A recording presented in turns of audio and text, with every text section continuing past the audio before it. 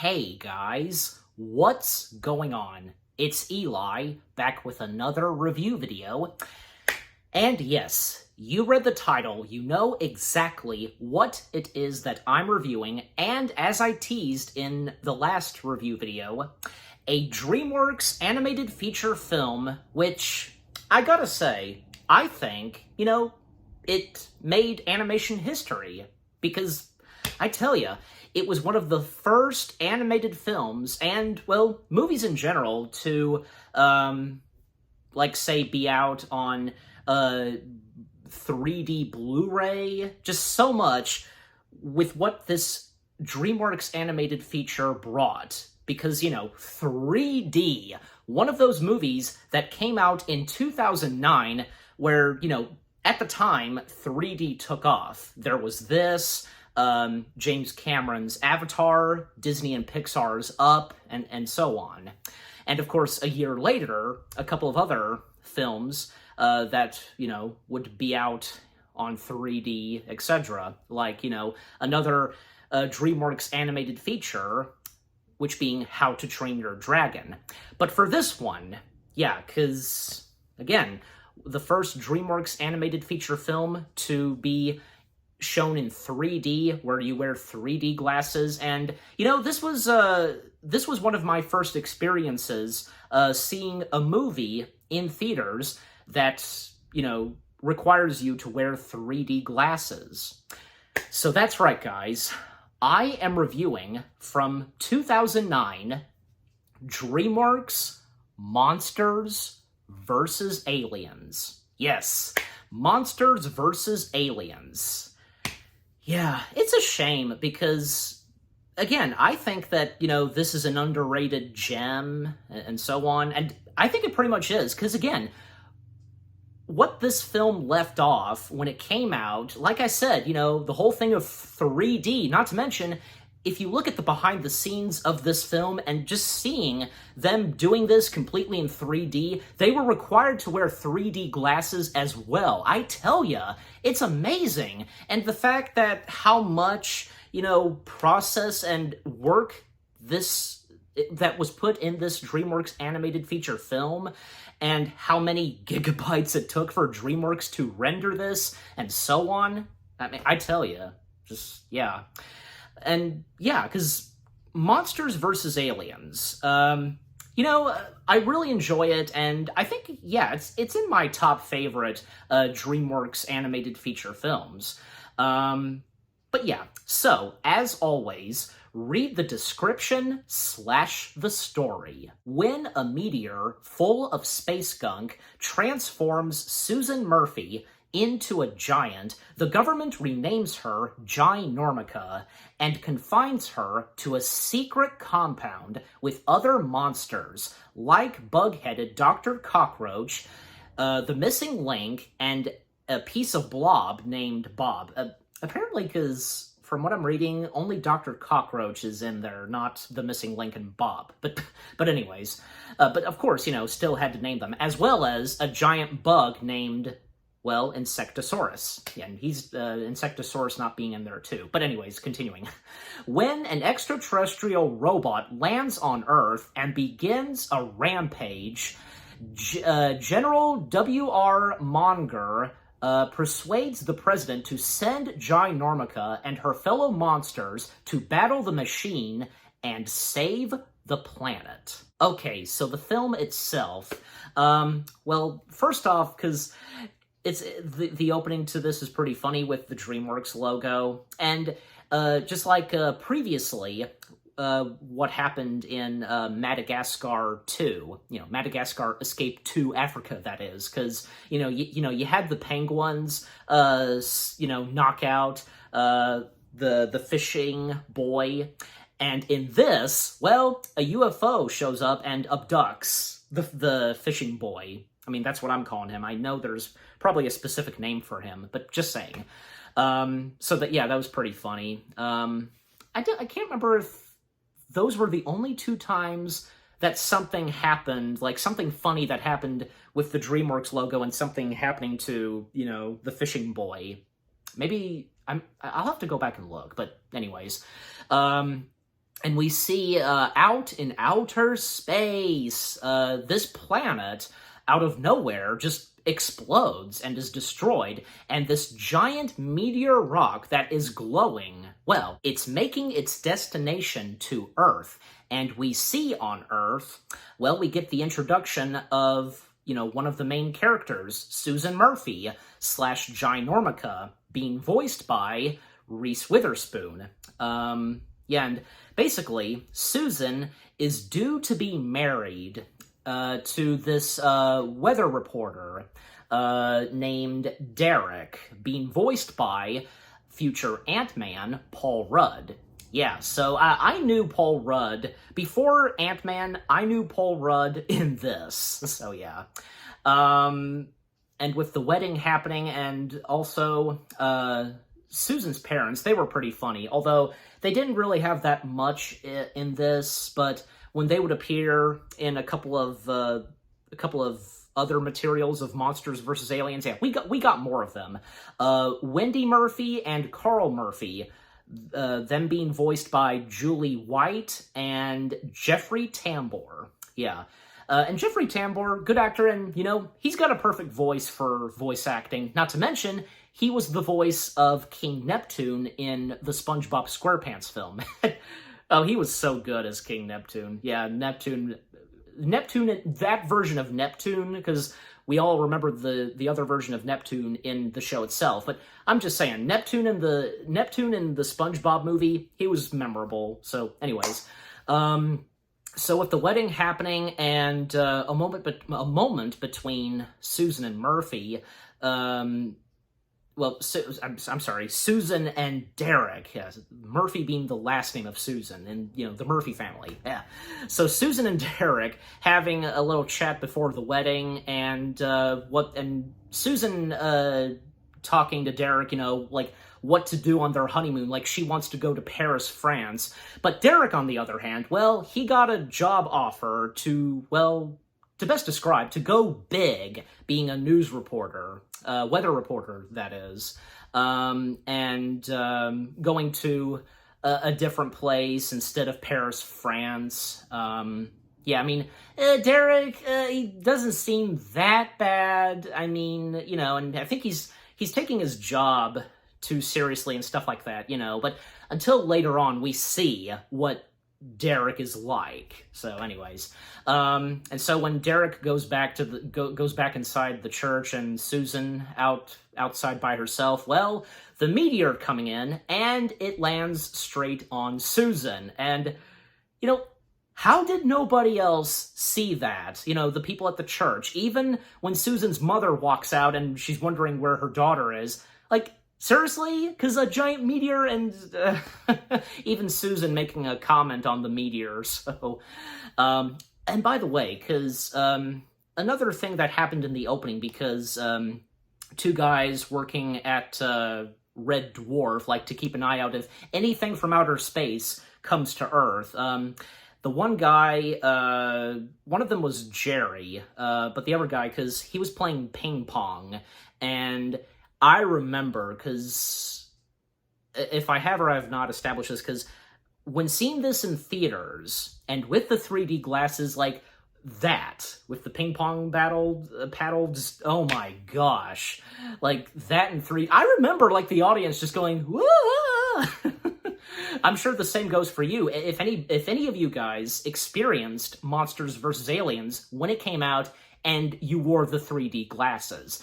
And I'm curious, and I'm wondering if Monsters vs. Aliens was also shown in 2D, like, not shown in 3D. I mean, I can't remember, but I'm sure it was. You can have the option to see a movie in theaters if you want to see it regularly or with the 3D glasses. So, yeah. But anyways, so the wedding finally happening, and although, because after the meteor hit on Susan and when, they walk back in, her and her mother, well, because a black vehicle stepping in, and, well, that's not a good sign.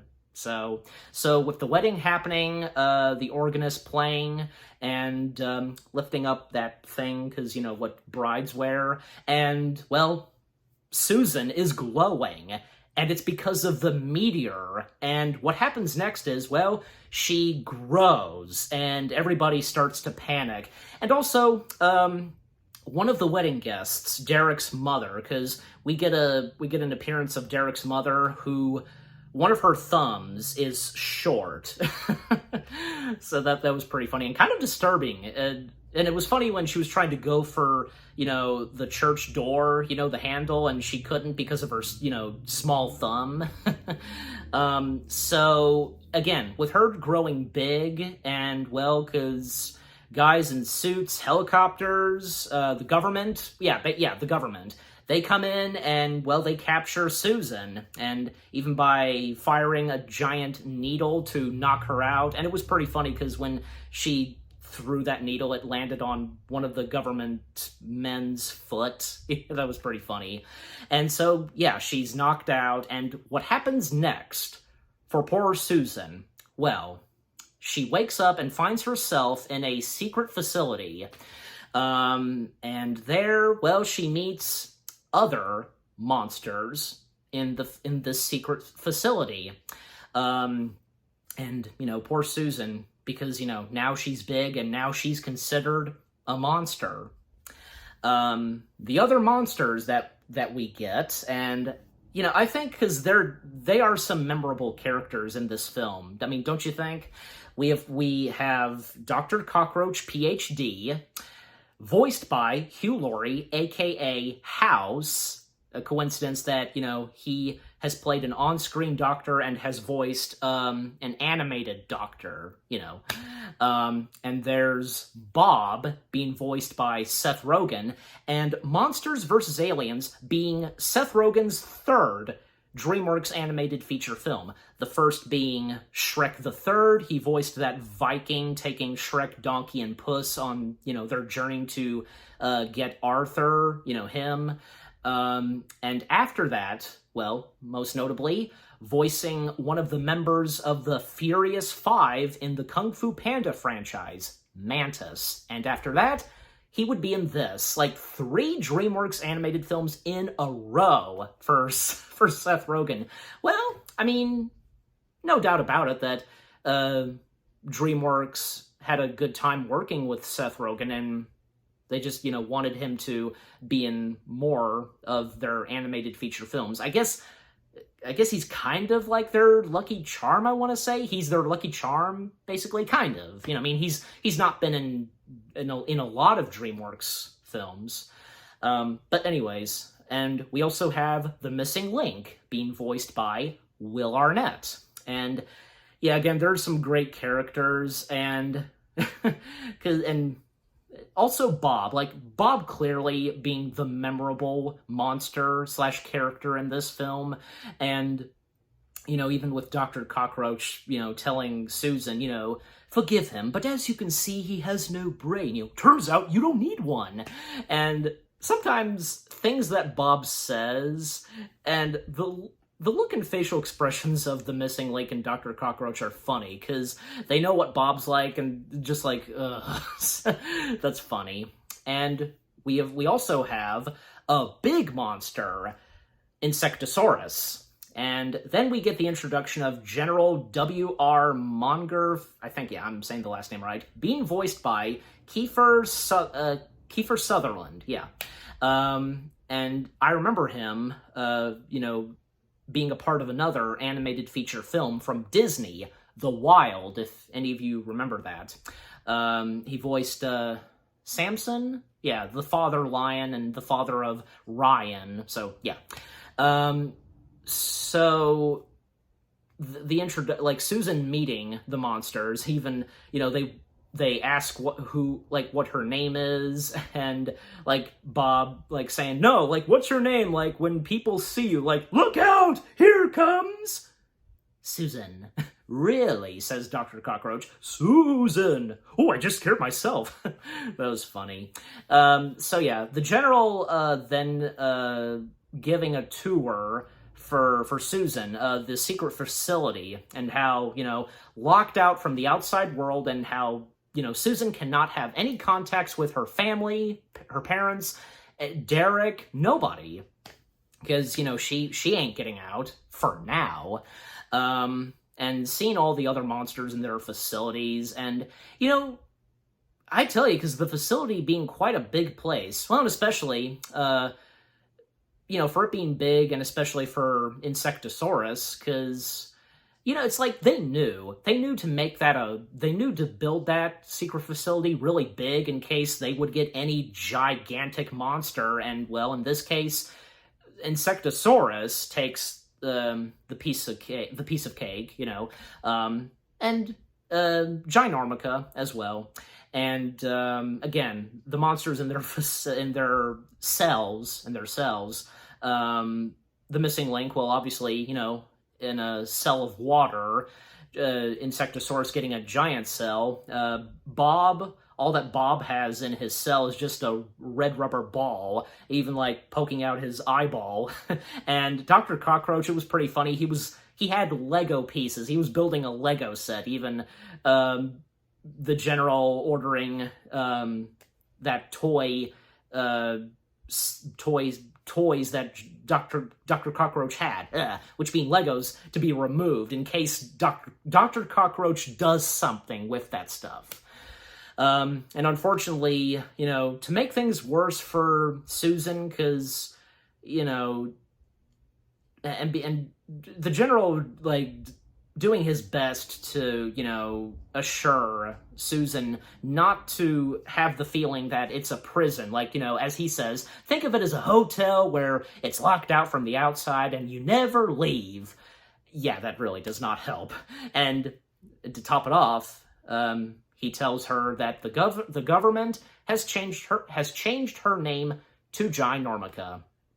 Yeah, and all that she has in her cell is a poster of a kitten, and, as she says, but I want a real kitten hanging from a real tree.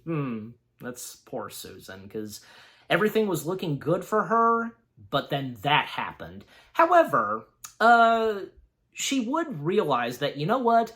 Being a monster and being gigantic actually is a much better life for her. And then we see, and we get the introduction of the main villain/antagonist of this film, Galaxar, which being an alien. And, if the audience would figure this out that quick, because that planet that blew up at the start of the film, that was his home planet. And now he has his own big giant ship, and, Galaxar being voiced by Rainn Wilson. I got the first name right, that is. So Galaxar is informed by the ship's computer, and the ship's computer being voiced by Amy Poehler, and who used to be Will Arnett's wife. So, nice to see that, both of them being in an animated film, and what would come next for each of them doing further voice acting, Anyways, so Galaxar being informed by the ship's computer that giant meteor rock that is making its way to Earth, it's very important to Galaxar. It's called Quantonium. And Quantonium, is a powerful radioactive energy. It is the same energy that affected a human named Susan Murphy. So it affected Susan. The Quantonium affected Susan by making her gigantic. And it might be a liquid mineral mind of Galaxar's plant, So Galaxar basically needs the Quantonium because he's obviously going to do something evil with it.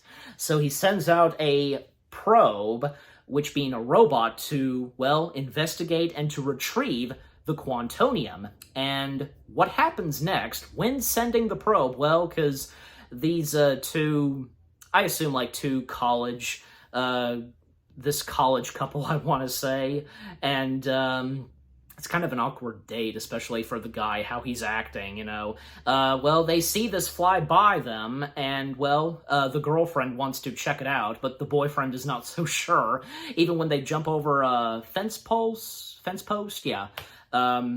the boyfriend broke his legs, and she has to carry him, and when they get up to it, they see And, well, because something bright shines on them, and because they scream, and I don't think we know what happens to them, do we? Because I kind of forget at times if they mention that, but anyways.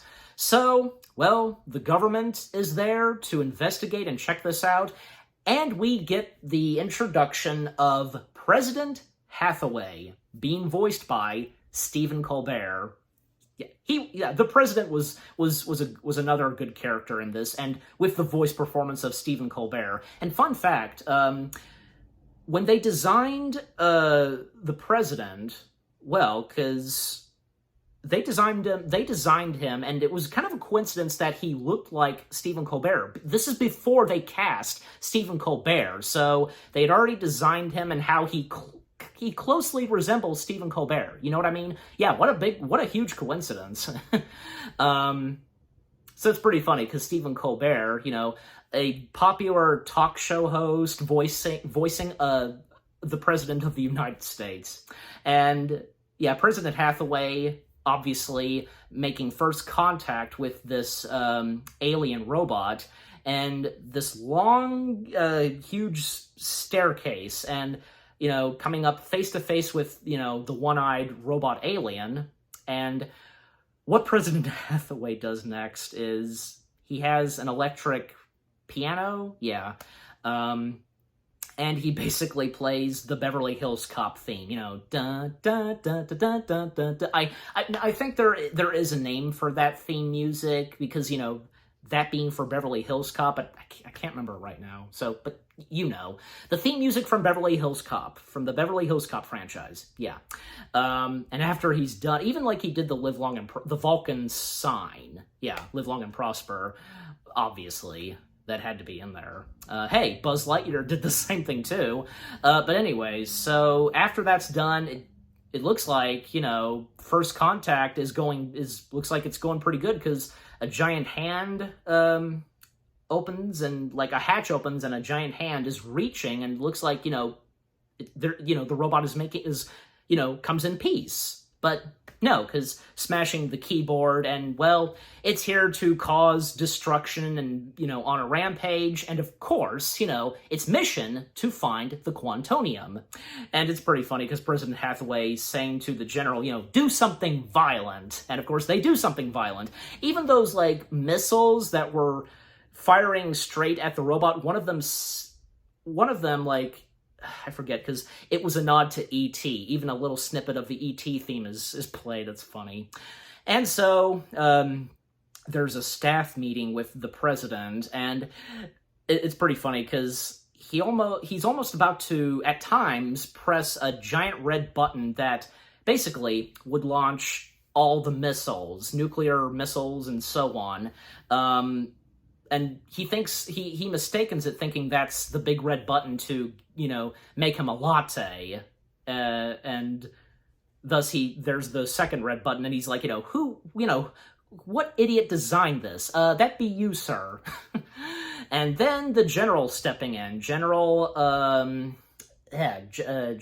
W.R. Monger, he steps in and, gives the president an idea and a solution to take on the giant alien robot. We need raw power. We need, and a close-up of his mouth, we need monsters. And I remember that in the trailer, so, yeah. And thus, the general, going through the files of, all 5 monsters that are held in the secret facility. And, the thing is, like, we don't know the name of the secret facility. Even one of the other members of the staff, like, whispering, is he referring to Area 50? And boom! Because, like, a needle is struck at him, just, to not, of course, give it out. Maybe it is Area 51. Maybe, kind of, something like it. But, who knows? The movie never establishes it, so what does it matter?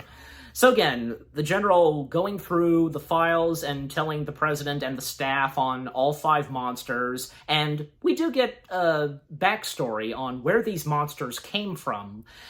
And every time an image of them came up when the general was introducing them to the president, Miss Ronson, that, like, the lady carrying a tray of tea, she always drops it and screaming. Yeah, so with the monsters, because Insectosaurus, what happened with Insectosaurus was, well, nuclear radiation, like, it came from a volcano, and it hit a tiny little bug that grew very big, and Insectosaurus at one point attacked Tokyo. The missing link was discovered, frozen, and he escaped, and I think, yeah, because he like, went on a rampage on a beach, and then Dr. Cockroach, PhD, who used to be human. He used to be human, and he invented a scientific machine that had to do something with bugs, and unfortunately, and according to the general, there was a side effect, and thus Dr. Cockroach, PhD, turned into a cockroach. Yeah, that was the side effect. And Bob, coming from a genetically altered tomato, and it turned into this, blob, and it came to life. And Ginormica, because, well, we know what happens with Ginormica. And when Ginormica came up, it wasn't the lady that was screaming, it was the president. That was pretty funny. And by the way, because for those of you that do or do not know, because all 5 monsters, I think just the 4 of them, not including Insectosaurus. I mean, is Insectosaurus... Okay, no. I see it now. Okay, I didn't realize. I didn't notice. Okay, so all 5 monsters, each of them. Ginormica is a reference to Attack of the 50-Foot Woman. Bob is a reference to the Blob. The Missing Link, and, this one's obvious, being a reference to the creature from the Black Lagoon. And Dr. Cockroach, PhD, being a reference to the Fly, and Insectosaurus being a reference to Mothra. Yeah, and especially what happens with Insectosaurus at the end of the film until I get to that. So, anyways, so the president agrees with this, and he approves of this monsters versus aliens thing that the general has an idea for, and thus it's a go. And, coming back to the monsters, like, them playing Go Fish and Dr. Cockroach, it's nice of Dr. Cockroach helping out Susan to grow back to a normal-sized human, but of course it doesn't work. And in a moment where, Missing Link is, saying that, they're never gonna get out, and poor Bob, because Bob thought that the Invisible Man escaped, but he never did. He unfortunately died 20 years ago. Yeah, 20 years ago, according to Dr. Cockroach and Missing Link. He died in that very chair, and apparently his body is still there? I think that's what they said? Oh my gosh. Dark for sure. DreamWorks at times doing dark stuff. DreamWorks ain't no Disney. See? Because it's true. And so, yeah, Missing Link just saying to them that they're never getting out until today, when the general, drives in and says, good news, monsters, you're getting out. And basically, with them getting out and to take on the giant alien robot, in exchange, the government allows them and gives them their freedom. So once they're done, they can finally be free. And they don't have to be held as prisoners in the secret facility. Yeah. And so, going off to take care and to defeat, this giant alien robot, who's, again, looking for Quantonium, little do they know. This taking place in San Francisco, and, yeah, and the general didn't tell them how big this robot was that they were taking on, and Susan just... saying, wait, you didn't tell us, and she is, like, having a panic attack. She can't take on the robot, and so she flees, and even Dr. Cockroach, it was nice of Dr. Cockroach, too, telling Susan that, it's to recommend her to, hide in the city, because San Francisco being evacuated, obviously, and, the monster's trying to take, at first, trying to take on the monster. Well, Bob, for example, and just like in the trailer, because, hi, we're here to destroy you, and getting crushed by the foot, and, I got it, you guys, I got it. It's funny. And so, the missing link, he actually goes through, like, a sewer, I want to say, and Dr. Cockroach, he has an idea when he sees a trolley. Those trolleys in San Francisco? Yeah. So Susan hiding in the in the city that's now been evacuated. The robot finding Susan, and what happens next is he scans Susan and realizes, she has the Quantonium in her, and the monster, destroying half of San Francisco and going after Susan, up until, because, when Bob, Dr. Cockroach, and the missing link, they catch up, and Dr. Cockroach, he did some upgrades to that trolley by putting, rocket jets, I want to say, and making it go fast. That was pretty funny. Doesn't last long, even when Bob kind of gets in the way, and they crash in the ocean. They head straight for the ocean. So, and Susan still running away from the robot, and just like what was shown in the trailer, because her with having these two cars to her shoes, like roller skates, her version of roller skates basically, and that sequence taking place at the Golden Gate Bridge, hasn't the Golden Gate Bridge gone through enough in movies, being destroyed and so on?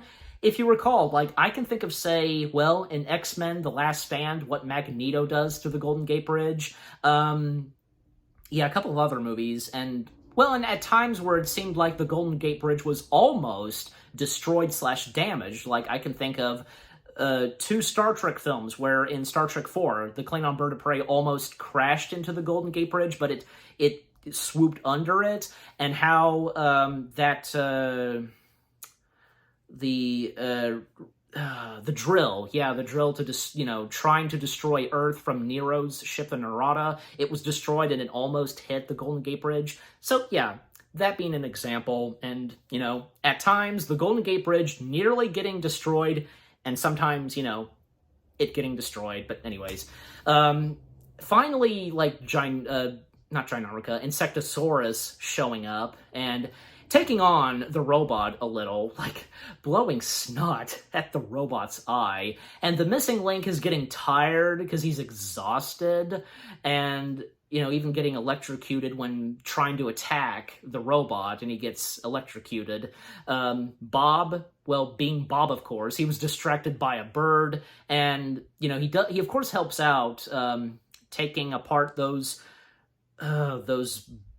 steel bars, whatever, so the cars can get out of the way. And Dr. Cockroach, getting inside of the robot, thinking he can, I guess, deactivate it or something, but not much. And Ginormica pretty much does it all. She's doing everything, and she does defeat and destroy the robot, because a couple of, barbed wires, from the Golden Gate Bridge are, tangled up in one of the robot's clutches, and by pulling them, it causes the robot to tip over, and of course that causes the Golden Gate Bridge to be destroyed, cut in half, and a piece of it slices the robot's head. So the robot is defeated once and for all, and Galaxar, he of course witnessed this, and, unfortunately, he's unable to send another probe because of what just happened and what the computer tells Galaxar.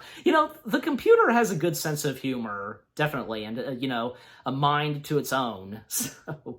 So it's up to Galaxar to get the Quantonium himself, and thus setting a course for Earth.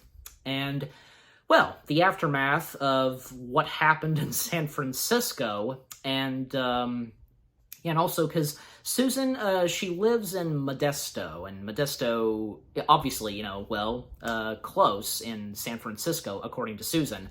Her going on about, her just taking on an giant alien robot, Dr. Cockroach and Bob, they're happy for her. And the missing link, well, he's tired and such. I don't know, because I think he was kind of upset that he didn't get to take on the robot. But, at the same time, he was just exhausted and such, and didn't get any sleep. And Susan talking about Derek to the monsters and how, she thinks that, she can find a cure to no longer be giant with the help of her soon-to-be fiancé, Derek. And Bob just going on about Derek as well, because at times, Bob... Because right before they left the secret facility to take on the giant robot, because they were going on about what they would do after they would take on the robot and with their freedom, because Susan going on saying that she'll get back and with her family and finally be married to Derek. While the missing link, he says that he can't wait to go to Cocoa Beach, and Bob's saying that, and I can't wait to get back to my science lab and do experiments. And Dr. Cockroach saying, that's me, Bob. Oh, well, then I can't wait to, be with Derek. That's still Bob. That's still Susan, Bob. So, see, yeah. So, yeah, Bob going on about Derek. And, well, they want to meet Derek, and thus they arrive in Modesto to see Derek, if, supposedly if he's there, but also Susan's family. And the general informing Susan that, he did call Susan's parents, and also informed Modesto, not to shoot at Susan. So, yeah, informing Modesto that there will be monsters present. So, yeah. And so, Susan being reunited with her parents, and, yeah, their first encounter and them meeting Susan's new friends, well, it doesn't go that well. Derek is not there, and she's wondering where the heck is Derek. And Susan's mother tells her that, Derek is at work. Well, it's nothing too bad about that. Of course he has to work. He's got a job being a weatherman, so, And so Susan having her parents set up some snacks and such, to keep an eye out on the monsters, throw out some snacks and such, while Susan goes to see Derek again. And according to the film, because how long Susan was at the secret facility, not that long. She was only there for 3 weeks, so that's not too bad. And up to 3 weeks, because that's when they were granted their freedom, and with them taking on the giant robot. So, yeah, so it had been 3 weeks, with her being in that secret facility, and with her not being with her parents and Derek. So, with what's happening at Susan's parents' house, a little party in the backyard, and, Link turned on music, and, hey, and, who wants to go for a swim with the Link? And they have, that plank, you can jump on, and he jumps, and, he hits his head, because at times, the Link hitting his head, so poor Link. And Bob, a memorable moment from Bob where he is flirting with a piece of Jell-O, green Jell-O. Oh my gosh, Bob. It's not alive, but to him, he's in love with the green Jell-O, and, he says his full name, which, is short for Bob, because of B-O-B. So, and, him, kind of, hitting the table, and because the Jell-O is moving, he thinks that, oh, I'm sorry, I overreacted, and such, I blew it. Even Insectosaurus, Insectosaurus is there, and, how big Insectosaurus is, and Insectosaurus is dancing, so, Insectosaurus is having a good time. Dr. Cockroach, he, fixed up, what is it, like a tiki bar or something, making a shake or whatever, but, an explosion happens, and the missing Link getting out of the pool, it's chlorine, and his eyes, are burning, and well, Susan's parents and everybody else that's there, they just flee. Yeah, even though, because, well, the monsters weren't going to do anything to them, so, but, you know, they're not, I mean, to Susan's parents and everybody else, you know, not used to seeing monsters and frightened by what they don't understand and so on, even what the missing link says later on, but yeah. But when Susan, you know, reunites with Derek, because after Derek is, you know, finished for the day at the weather station, well, Susan's hand, you know, reaching for Derek, and, you know, her kissing him, those big lip, you know, the big lips she has, and kind of suffocating Derek because, you know, she's not used to her powerful giant strength, so. And Susan going on about, you know, them still getting married and possibly going to Paris, France, and Derek is, you know, one of the first things he says to Susan is, you know, like, you destroyed the Golden Gate Bridge, and she asked him, like, if he would have ever thought that something like that would happen, and Derek then saying, you know, it would have never, ever, ever, ever, ever, ever, ever, ever, ever, ever occurred to me that you would do something like that, however he said it, but yeah, he went, like, saying ever, ever, ever, ever a couple of times, so that was funny. Well, I mean, yeah, because who'd have thought that Susan would do something like that? I mean, I get Derek's point, but what happens next is we find out that Derek is a complete jerk because, you know, to him, like, the whole thing of being a weatherman and that job offer he had, you know, it's more important to him, and, you know, and just saying some things that are hurtful to Susan, you know, being, you know, covered in someone's big shadow, something to do with, you know, a shadow, you know, and that's it for both him and Susan. So yeah, just golly, like, Derek just being a complete jerk. He seemed okay at first, a little full of himself, but what we find out of Derek later on, it shows. Like, oh my gosh. And so afterwards, we see Susan just, you know, walking away, like leaving Modesto. She stops at a gas station, sitting on top of, you know, the gas station, and, you know, the monsters meet up with her, and the aftermath of what just happened with all of them, you know, because with Dr. Cockroach, Bob, and Link, and Insectosaurus at that party, and, you know, with Susan, after what happened between her and Derek. It was best said by the Missing Link, because, yeah, you know, the Missing Link going on saying that they could save every city on the planet, and, you know, them still being treated as they always were, monsters, you know. Yeah, but up until at the end of the film where, you know, they are accepted, but, you know, until I get to that. And Susan now realizing that, you know, this life that she has now, being a monster, being giant, it's much better than, well, with that jerk Derek. Yeah, so everything is looking good now for Susan.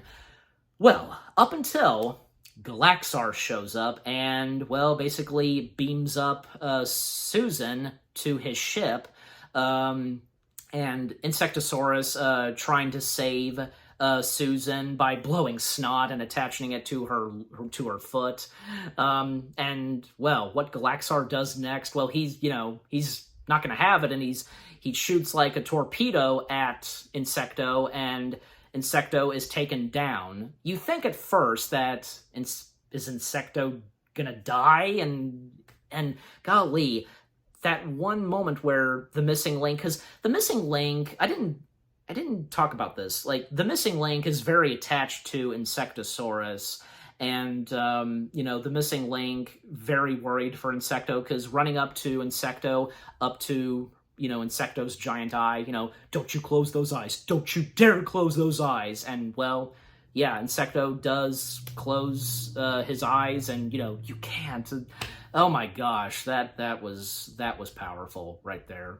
And then we see Susan on Galaxar's ship, and, well, this is where Susan first meets Galaxar, and we find out the whole thing of her having the Quantonium and what Galaxar once with the Quantonium. Even when, like, Susan was in, like, this, electric, like, cell, cage, but she managed to break out, and, her trying to chase Galaxar, because he's on a hovery, vehicle, and, Galaxar succeeds on, stopping Susan from, she's trying to kill, I assume, trying to kill Galaxar. But, by taking the Quantonium out of her, she shrinks back to, normal human size. And, yeah, Galaxar, what he wants with the Quantonium, well, because to make his own clone army. And he gives a little backstory with what it was like for him on his home planet, which, by the way, he destroyed his own home planet.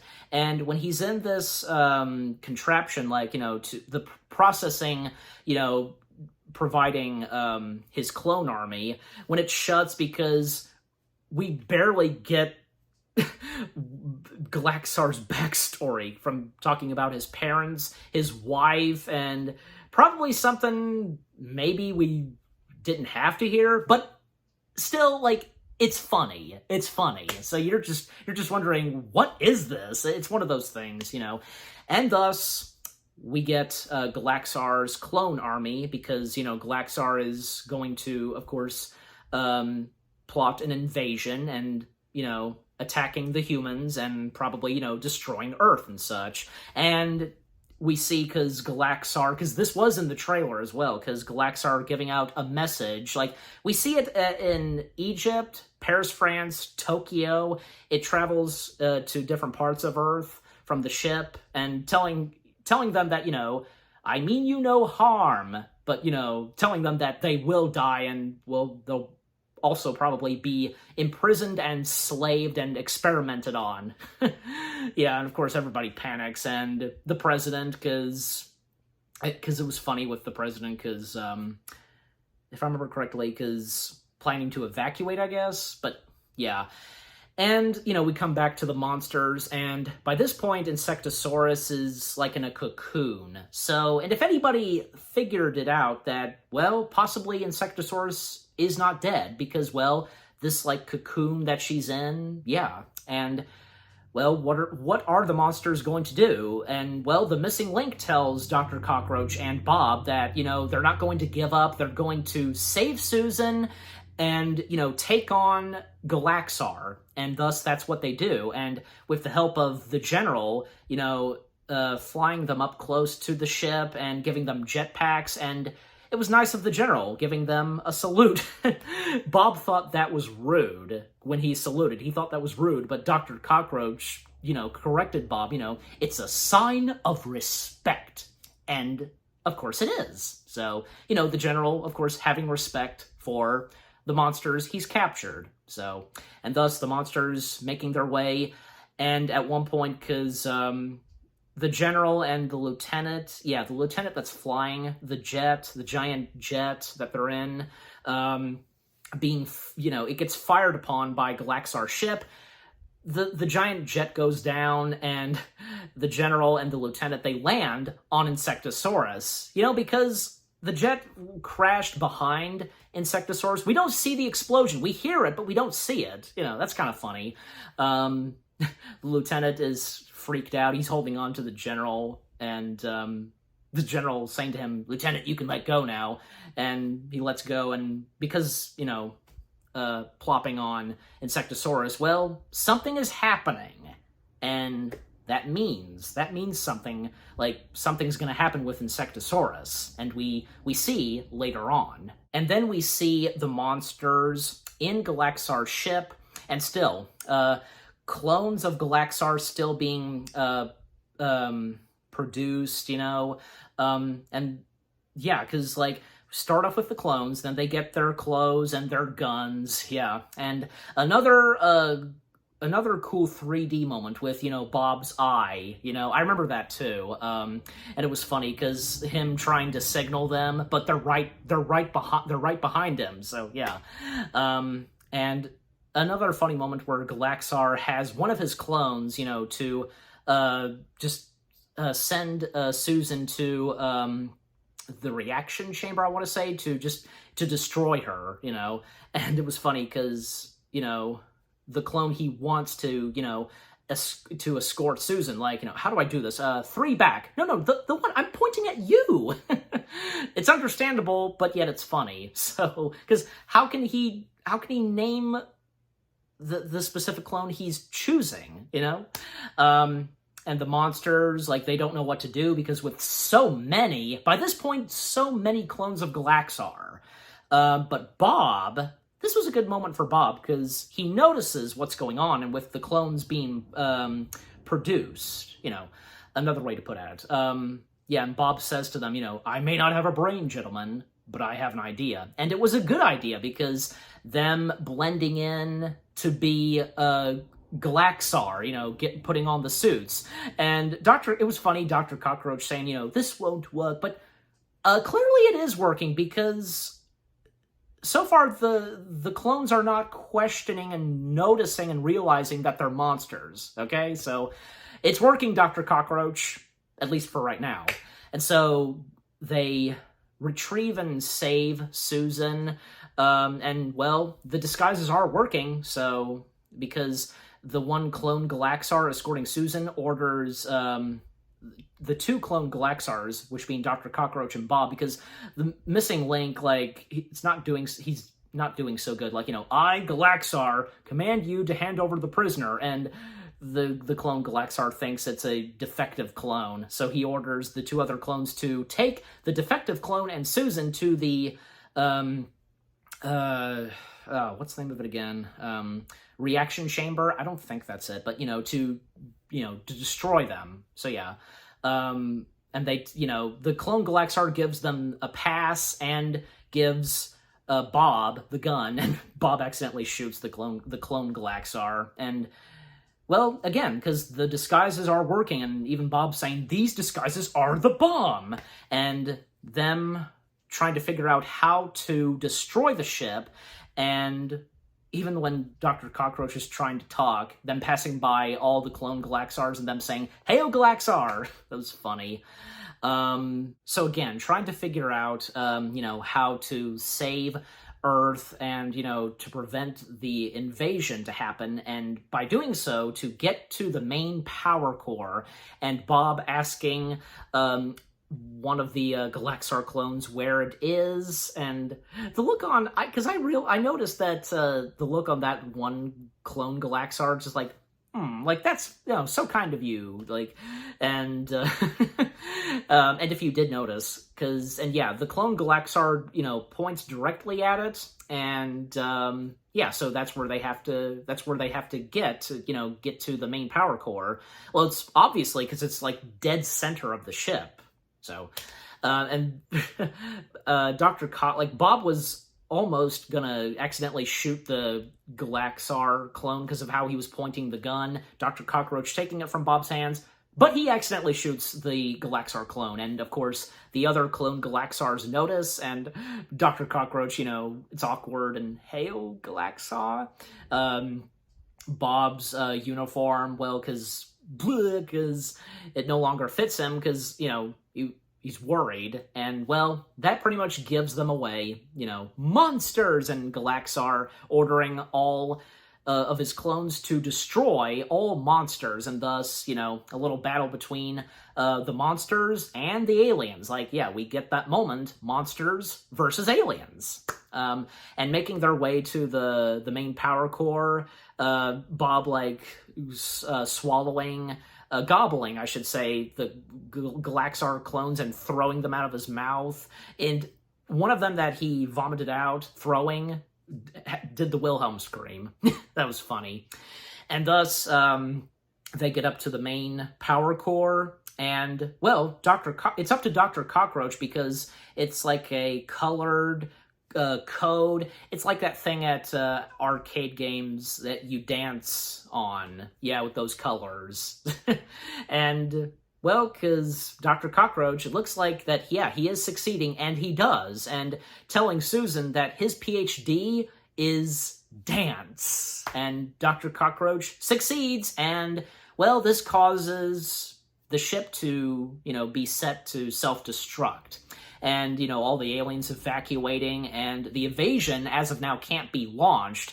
And, when they realize that what's happening with the ship, well, of course, they try to get out of there, but unfortunately, the doors close between Susan and the monsters, and, well, the monsters encourage her to get out while she can, but she's not going to leave them behind, and she's not going to have them be killed. And so she goes after and takes on Galaxar, and to retrieve the Quantonium.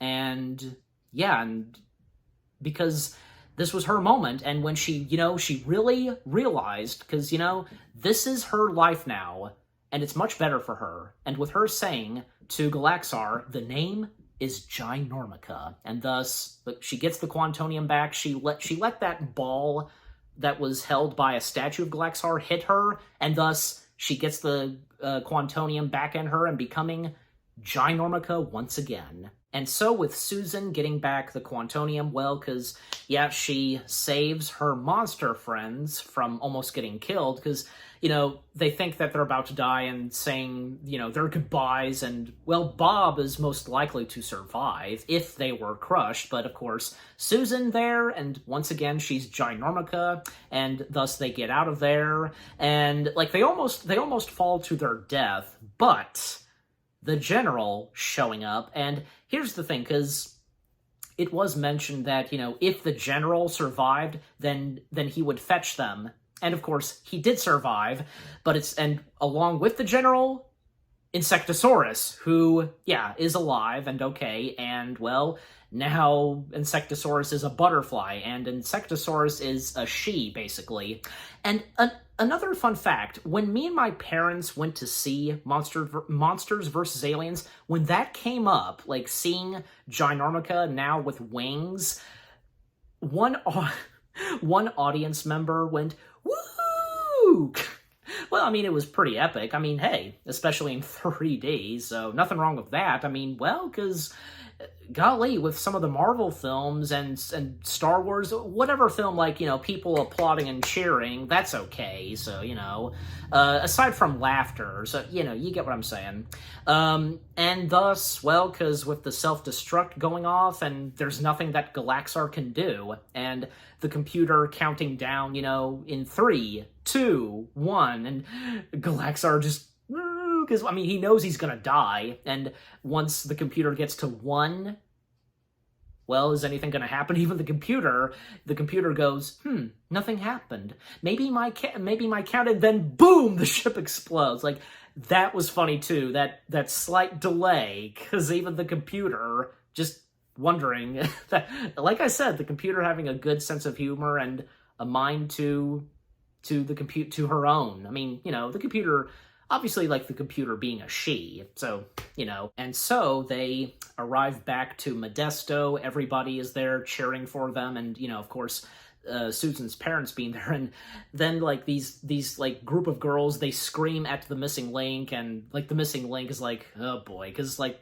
this, like, he thinks that they're screaming because they're terrified of him, but no, because they now find him attractive, and, well, it seems like as of now, the monsters are accepted by the people, and Derek showing up, and I don't think, I guess he was apologizing, but he also wanted to interview Susan, and what Susan does, well, because the camera is rolling, she picks up Derek, and, this is Susan saying goodbye, Derek, like, throwing him in the air, and, well, she's not going to let him be killed, and she has Bob, save Derek, and it was pretty funny, and Bob, because at times he was going on about Derek, and what he says to Derek, I met someone, and she is, much better than you, we're over, and, the green jello, so that was funny, so, and poor Derek, because what's happened to him now, and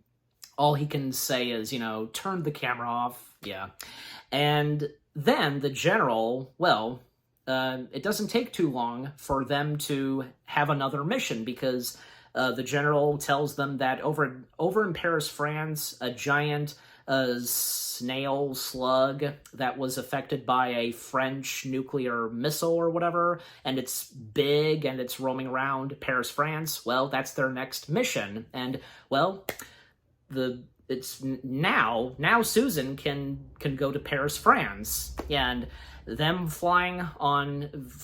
riding on Insectosaurus, flying to Paris, France, and and Bob going on about Derek to Susan. It was pretty funny, and a pretty good way to end it, and leaving it off, for more adventures with our favorite monsters. So, yeah. And there was, if you guys do or do not know, there is a mid-credit scene, during the credits, where we once again see the president and the general now being a part of the staff, and the general mentioning that, so, it's a good way to celebrate my 90th birthday. Well, he's looking good being 90. Hey, look at like, say, Shatner, and the president offering the general a latte, and there another close-up of the general's mouth when he's finishing his sentence on how he wants his latte to be served, and should have known that it was going to happen at some point. He does press the big red button that launches all the nuclear missiles and so on. Yeah, it was bound to happen, and it did. And, the general saying, good God, man, what have you done? And the president going on saying that, they should head for the bunker and I think, wait 500 years and so on. And breaking the fourth wall, because the president breaks the fourth wall and asks directly at us audience, who wants to freeze my head? Lifting up his glasses. Yeah.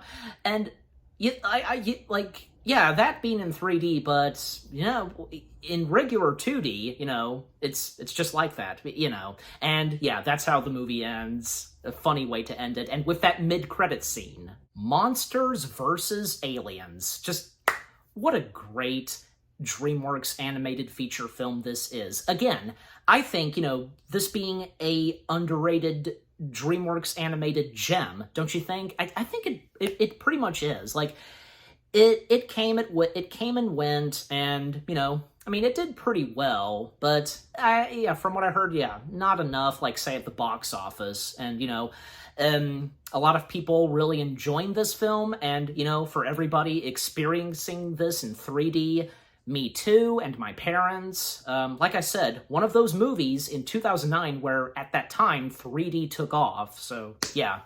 The story is pretty good.